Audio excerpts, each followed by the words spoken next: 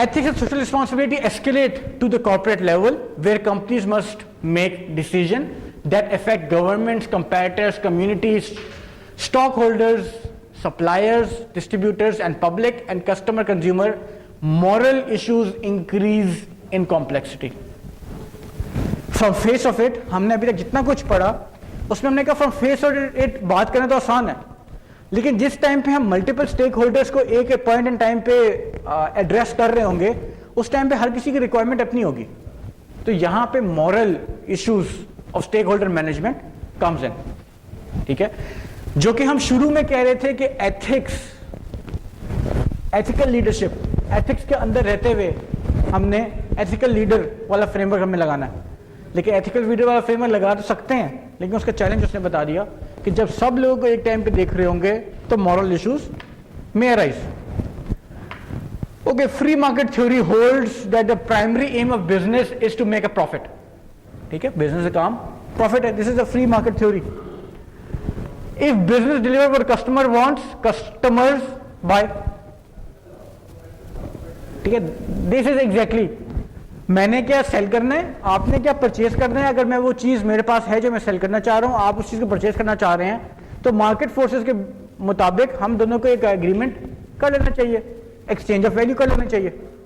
ठीक है, लेकिन customers have, in this customers have freedom and wisdom to select what they want and to reject what they do not want. ठीक है, stakeholders are in essence the market in all its form. They determine what is a fair price, what is a successful product, what is an unacceptable strategy, what is intolerable discrimination. The mechanism for these discrimination include purchase transaction, supplier contract, government regulation and public pressures. इससे क्या बात हो चाह रहा है वो कह रहा है कि आप फ्री मार्केट में देखें, अगर फ्री मार्केट में विद रिस्पेक्ट टू हम the mechanism for these determinations include purchase transactions. Let's say हम एक purchase transaction की हमने एग्जांपल दी थी अभी कि हम एक फ्री मार्केट में एक purchase transaction के अंदर फॉल कर रहे हैं. अगर तो हमारी purchase transaction सक्सेसफुल हो जाती है, इसका मतलब है कि I am able to manage a stakeholder. ठीक है, और they determine a stakeholder determine a fair price, what is a successful product and what is an unacceptable strategy. अगर मैं लेट्स से हमारे आपस में डील नहीं होती, इसका मतलब है कि स्ट्रेटजी वाज अनसक्सेसफुल. ठीक है, so the free market concept says the buyer and the seller of value. The buyer seller जरूरी मतलब नहीं है कि प्रोड्यूसर एंड कंज्यूमर ही हो. Buyer and seller of the value can be government and the firm as well. कि government एक value देना चाह रही है जो फर्म यूज करना चाह रही है कि नहीं करना चाह रही, या फर्म एक वैल्यू देना चाह रही है जो गवर्नमेंट अवेल करना चाह रही है कि नहीं करना चाह रही. ठीक है, so this exchange of value has been explain in terms of free market concept कि इन अ फ्री मार्केट अगर आपके बीच में एक ट्रांजैक्शन, सक्सेसफुल ट्रांजैक्शन हो रही है दो स्टेक होल्डर्स के दरमियान में, तो it be considered as a complete transaction. ठीक है, वो दोनों स्टेक होल्डर्स का आपस का एम फुलफिल हो रहा है, उनकी वैल्यू एक्सचेंज हो रही है, इसी वजह से ट्रांजैक्शन हो रही है. ठीक है, our own empirical research has clearly shown that employee relation and product quality and safety are the most significant and reliable predictors of corporate reputation. इसके बाद वो कुछ कॉम्प्लिकेशन बताता है. इसमें वो कॉम्प्लिकेशन ये बताता है कि ऑल्दो फ्री मार्केट थ्योरी है and corporate social responsibility exist करती है, लेकिन एट द सेम टाइम हमारी रिसर्च जो है वो ये शो करती है कि employ relation and product quality and safety ये भी बहुत ज़्यादा डिटरमिन करते हैं कि आपका कॉर्पोरेट रेपुटेशन या आपके आपस के रिलेशन विद स्टेक होल्डर्स कैसे होंगे. ठीक है, now this is starting to build things. The basic mission of business is thus to produce goods and services at a profit, and in doing this business making its maximum contribution to society and in fact being socially responsible. ठीक है, so looking into what free market is, what corporate social responsibility should be, how free market should work in, and corporate social responsibility अपना impact कहाँ लेकर आती है. The final conclusion is कि business का basic mission जो है that should be to produce goods and services at a profit, and in doing this business making its maximum contribution to the society and in fact being socially responsible. जो कि शुरू में हम बात कर रहे थे कि सिर्फ बिजनेस का गोल होना चाहिए टू मेक अ प्रॉफिट, ठीक है. So because there are more concerns to it, ethical leadership का डायलेमा हमने देखा. फिर स्टेक होल्डर, बाकी स्टेक होल्डर्स को भी मैनेज करना है, तो उसने अब बात यह की कि आप बिजनेस का primary aim should be to make profit, लेकिन while being socially responsible. Okay. So free market theory and corporate social responsibility, certain conditions हैं. Free market requires certain conditions for business activity to help society. Minimal moral restraint to enable business to operate and prevent illegal activities such as theft, fraud and blackmail. ये कुछ conditions हैं free market theory के. minimal moral constraints, restraints होने चाहिए इसके ऊपर, at least theft and fraud ना हो. Full comparativeness with entry and exit, ये फ्री मार्केट की एक वन ऑफ द कैरेक्टरिस्टिक्स है कि anyone can enter at any time, anyone can exit at any time. Then relevant information needed to transact business available to everyone. हम कहते हैं कोई discrimination of information नहीं होती इन फ्री मार्केट्स, और हर किसी को पता होता है कि किससे क्या वैल्यू मैं गेन कर सकता हूं. 100% information available to everyone. And an accurate reflection of all production cost in the prices and consumer that consumer and firm pays, including the cost of job related to incident, accidents, injuries from unsafe products and externalities which are spillover cost that are not paid by manufacturer or companies. ठीक है, तो वो कहता है कि आपकी जो prices हैं वो एक्चुअली रिफ्लेक्ट करें हर किस्म की कॉस्ट इनटू दोज थिंग्स, जो कि अगर हम टबैको के टर्म्स में बात करें तो शायद इतनी अच्छी रिफ्लेक्ट नहीं हो रही क्योंकि एक्सटर्नलिटीज बहुत ज़्यादा होती हैं और the cost of the box is very low in my opinion. Let's say हम इसको इस तरह कर लेते हैं.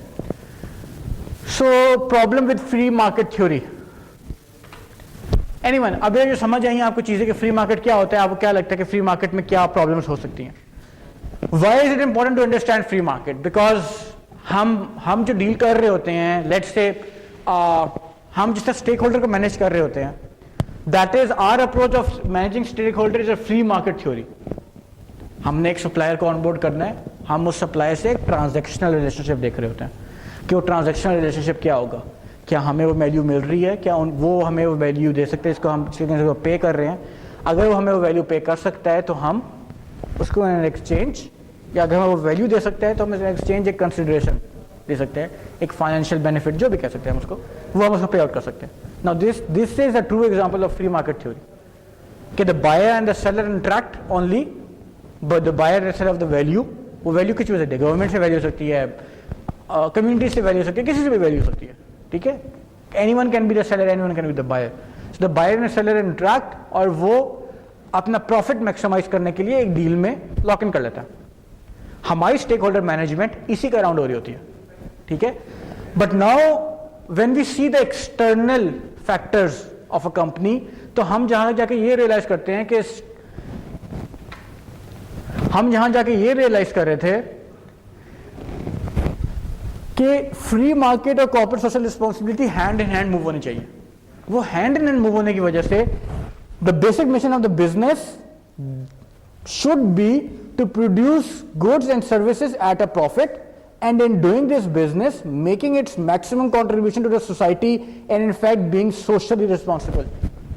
ठीक है, so what value am I getting, what price am I paying is not the only thing that matter कि मेरा profit maximize हो जाए. वो profit maximize करते हुए मैं कितना socially responsible हूं कि नहीं हूं, that matters, and that is where the stakeholder management comes in. कि आप how socially responsible you are, बाकी स्टेक होल्डर्स को आप कैसे मैनेज कर रहे हैं इस टर्म्स में.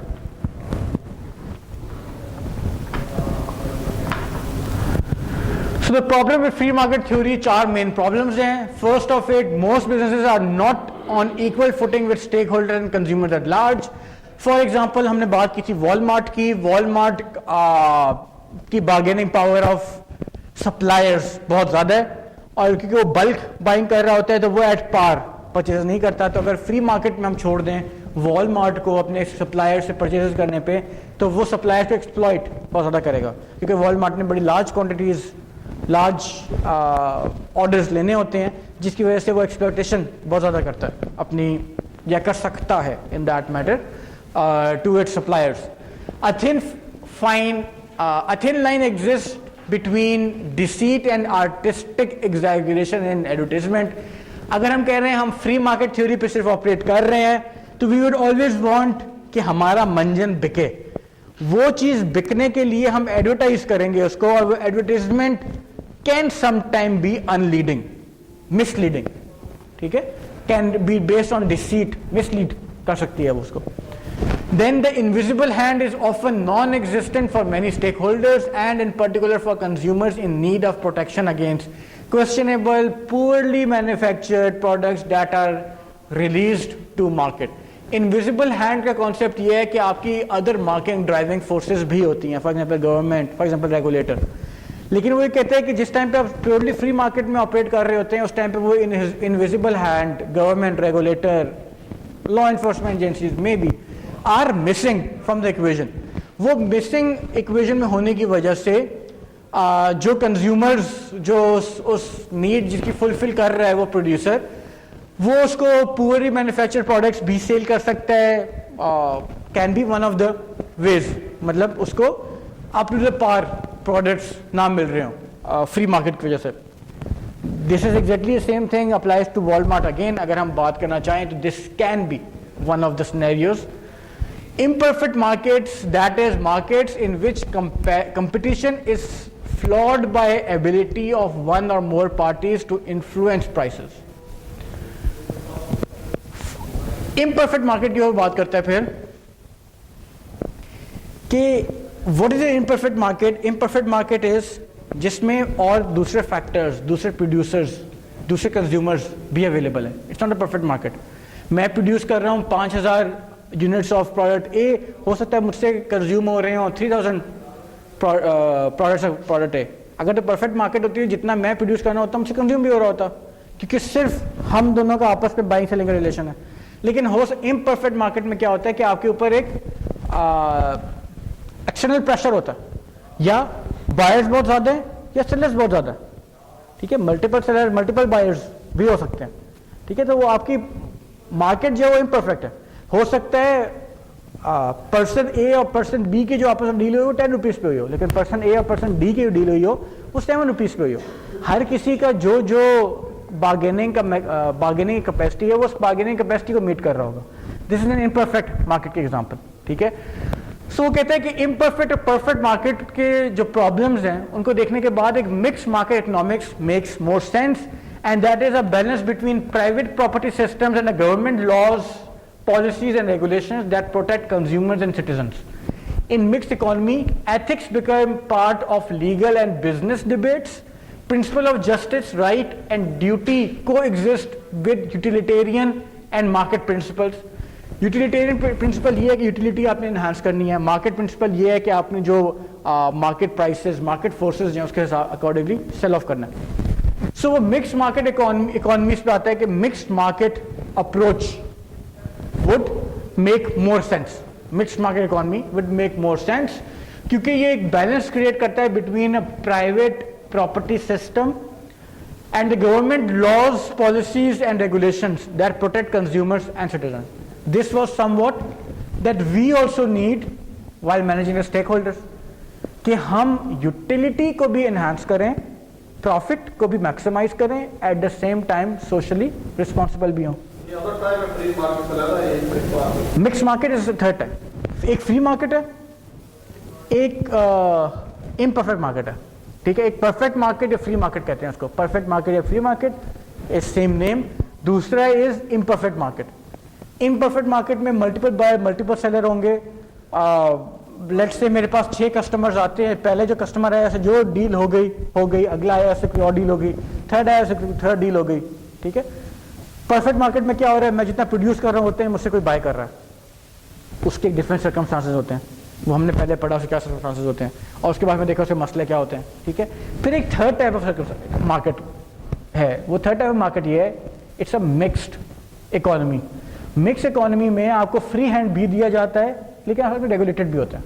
ठीक है, देखो हाइब्रिड है. रेगुलेटेड किस चीज पे होते हैं, regulated with respect to principles of justice, rights and duties.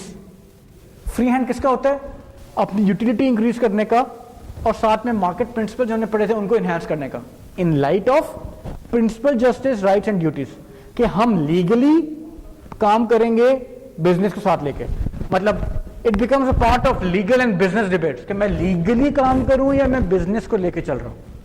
ठीक है, but a mix market is a mix of both, कि वो लीगल एस्पेक्ट को भी लेके चल रहा है, protection and all those things को भी लेके चल रहा है, और साथ में अपनी यूटिलिटी को भी इनहांस कर रहा है, इंक्रीज कर रहा है. Okay, so managing corporate social responsibility with external stakeholders. Corporation as a social and economic stakeholder views the corporation as a legal entity and also as a collective of individuals and groups. Management is hired to maximize profits while the board of directors is responsible for overseeing the direction, strategy and accountability of the officers and the firm. यहाँ जाके हमें ये समझ आई कि जिस time पे corporate social responsibility और external stakeholders की बात हम कर रहे होते हैं, तो they are two different levels. हर लेवल अपने लेवल पे डीलिंग कर रहा होता है. जो मैनेजर्स हैं वो प्रॉफिट मैक्सिमाइजेशन पे काम कर रहे होते हैं, जबकि बोर्ड ऑफ डायरेक्टर्स जो हैं वो एक्सटर्नल स्टेक होल्डर को डील करने की तरफ काम कर रहे होते हैं. ठीक है, हर किसी की अपनी अपनी ड्यूटी, सेट ऑफ ड्यूटीज आना शुरू होती हैं.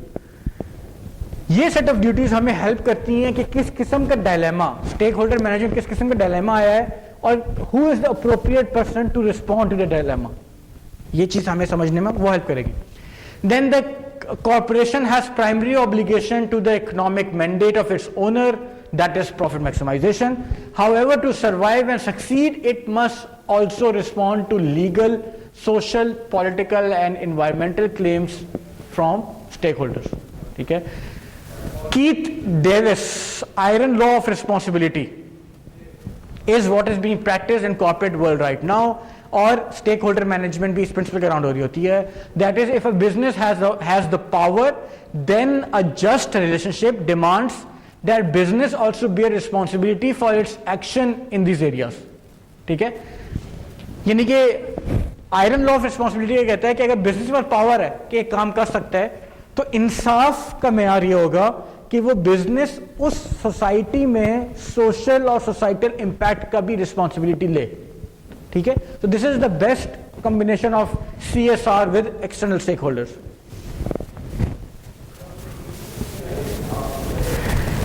डेविस ने कुछ ब्रॉड गाइडलाइंस दी हुई थी टू बी सोशली रिस्पॉन्सिबल, ये रीड थ्रू कर लेगा. सॉरी,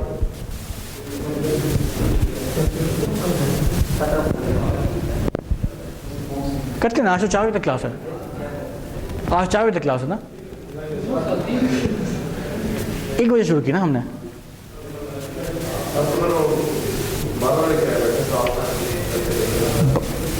12 बजे बैठेंगे.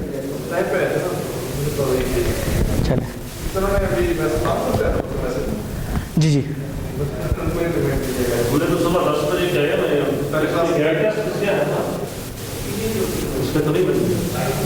अच्छा, मुझे उनकी इंटीमेशन आई कि आज गैट टेस्ट है तो 1 बजे क्लास शुरू होगी.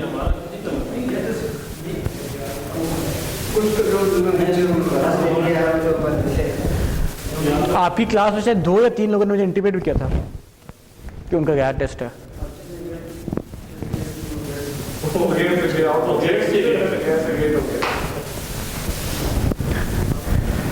सही. अच्छा, so managing corporate responsibility with external stakeholders ये एक फ्रेमवर्क है कि कॉर्पोरेशन को क्या चीज़ें हैं जो कॉर्पोरेशन को अपने देखनी चाहिए, जो गवर्नमेंट्स को देखनी चाहिए, जो एनवायरनमेंट को देखनी चाहिए, एक्सटर्नल जो फैक्टर्स होते हैं उनको क्या कुछ देखनी चाहिए. सो इसको अगर आप लोग डिटेल में स्टडी कर लेंगे तो हम शायद इसको स्किप कर दें इसको स्किप. जो चीज़ ना समझ आए फिर हम नेक्स्ट क्लास में डिस्कस कर लेंगे. ठीक है, नेक्स्ट क्लास में डिस्कस कर लेंगे अगर ना समझ आए कोई ये चीज़. तो corporate governance, compliance and regulation, बड़े मजे की अप्रोच की बात करता है. वो कहते हैं motivational ethical incentives, that is a carrot, and legal compliance and potential disciplinary action which is stick.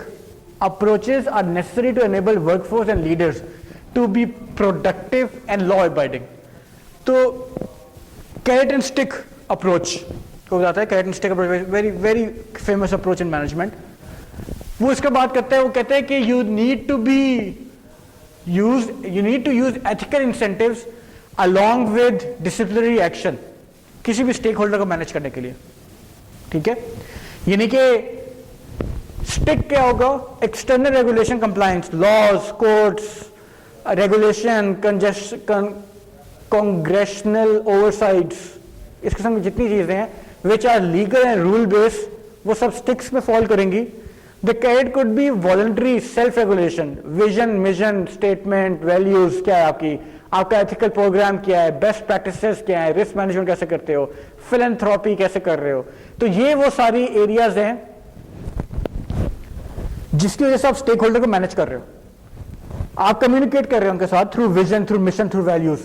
क्या one of the ways of communicating we have studied, principles के थ्रू कर रहे होते हैं, मल्टीपल और टेक्निक्स हैं उसके थ्रू कर रहे हैं। नहीं, स्टिक एंड कैरेट ये टेक्निक है, टर्मिनोलॉजी है, टेक्निक है, स्टिक एंड कैरेट कहते हैं, टर्मिनोलॉजी है। सो कैरेट में you are using voluntary self regulation, ethics का प्रोग्राम आप उनको बता रहे हो, आप उनको बेस्ट प्रैक्टिसेस, रिस्क मैनेजमेंट की चीजें बता रहे हो, जिसकी वजह से आप स्टेक होल्डर्स को मैनेज कर रहे होते हो, ठीक है। यानी कि